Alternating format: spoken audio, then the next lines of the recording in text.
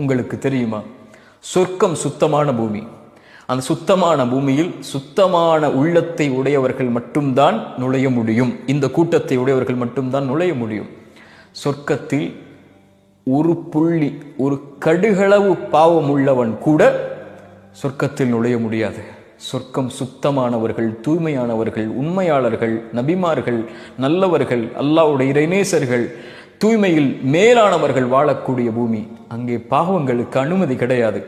அல்லாஹ் நாளை மறுமையில் நம்முடைய பாவங்கள் முழுவதையும் மன்னிக்க வேண்டும், அல்லது அல்லாஹ் நாடி நரகத்திலே அல்லாஹ் அனுப்பி தண்டனையை கொடுத்து அங்கே தூய்மைப்படுத்தியதற்கு பிறகு அல்லாஹ் சொர்க்கத்தை கொடுக்க வேண்டும். ஒன்று அல்லாஹ் மன்னிப்பான், அல்லது தண்டனையின் மூலமாக அல்லாஹ் அந்த பாவத்தை அழிப்பான். இந்த இரண்டில் ஒன்று நடந்ததற்கு பிறகுதான் தூய்மையான நிலையில்தான் சொர்க்கம் நுழைய முடியும்.